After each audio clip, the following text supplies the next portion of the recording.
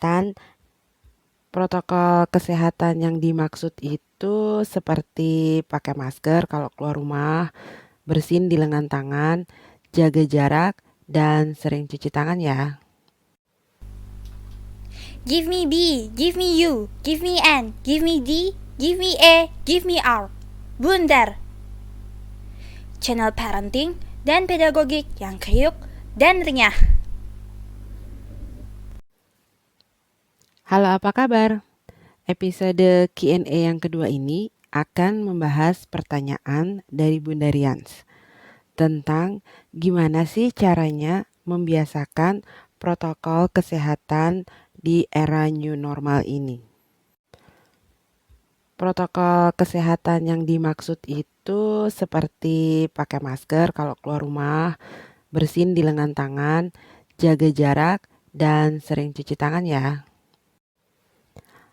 Sebagaimana kita tahu, protokol kesehatan yang saya sebutkan tadi adalah gaya hidup baru. Gaya hidup baru yang kita biasakan di era new normal mendatang. Jadi tentu kita ingin anak terbiasa melakukan itu. Jadi kita ingin protokol kesehatan itu terinternalisasi dalam diri anak. Dilakukan anak dengan otomatis tanpa kita harus terus-terusan mengingatkan. Nah, Bunda Rians, sebenarnya influencer terbesar buat anak adalah kita, orang tuanya. Jadi, apapun keterampilan yang ingin kita ajarkan, apapun pengetahuan yang ingin kita bagikan kepada anak, yang terbaik, yang paling efektif memang datangnya dari kita. Nah, cara yang paling gampang untuk membiasakan hal baru, keterampilan baru, atau mengenalkan kebiasaan baru pada anak adalah dengan menjadi teladan atau role model bagi anak. Jika Bunda Rians ingin anak punya kesadaran untuk bersin di lengan, pakai masker saat keluar rumah, cuci tangan dan jaga jarak, maka Bunda Rians harus lakukan itu semua. Beri anak paparan sebanyak-banyaknya, maksudnya stimulus setiap hari di sekitar dia tentang hal-hal yang ingin mereka lakukan. Maksudnya kita ingin mereka melakukannya. Stimulus itu bisa sangat efektif mempengaruhi gaya belajar anak karena datang langsung dari sumber yang terpercaya, yaitu kita, orang tuanya.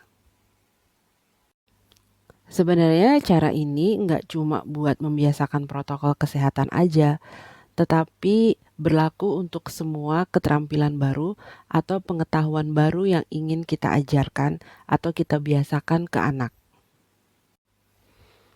Misalnya, orang tua tuh sering berharap anaknya tuh menyukai buku, mencintai buku, menikmati buku.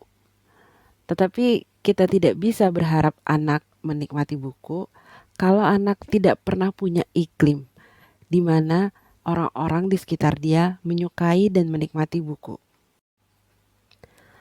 Anak tidak bisa menikmati buku kalau tidak pernah lihat ada orang-orang, terutama orang tuanya, menikmati buku di sekitar dia.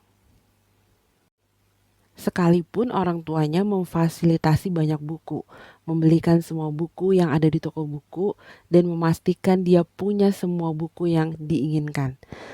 Tetapi kalau anak tidak pernah lihat budaya membaca, tidak pernah lihat dengan mata kepalanya sendiri bagaimana orang tua dia menikmati buku, anak tidak bisa punya kebiasaan itu. Nah, jadi urusan protokol kesehatan ini juga sama.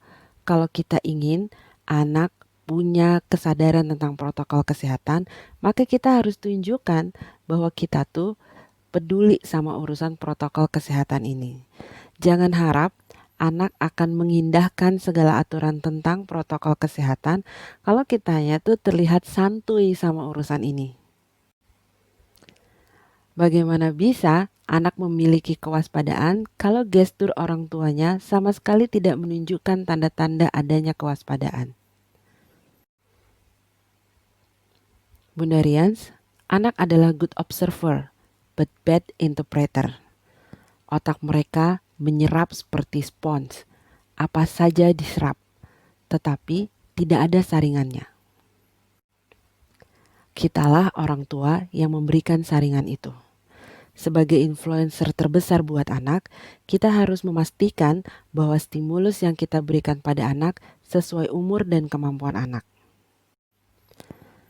Jadi, tetaplah berlaku sewajarnya, jangan berlebihan. Kalau kita mau anak konsisten cuci tangan, kita lakukan, tetapi jangan berlebihan. Berlebihan cuci tangan semacam kayak histeris gitu, malah bikin anak jadi paranoid, gak berani pegang apapun. Begitu juga sebaliknya, kalau kita santai banget sama urusan cuci tangan ini, anak juga kehilangan. Anak jadi kehilangan poin tentang kebiasaan cuci tangan. Terakhir dan mendasar, kunci dari semua hal tentang membangun kebiasaan adalah tentang konsistensi. Konsistensi is the key. Jadi, jangan kendorkan semangat. Ingatkan anak kalau dia lupa. Terima kasih sudah mendengarkan podcast Bundar. Tidur bagus, makan bagus, gembira saja. Bye-bye.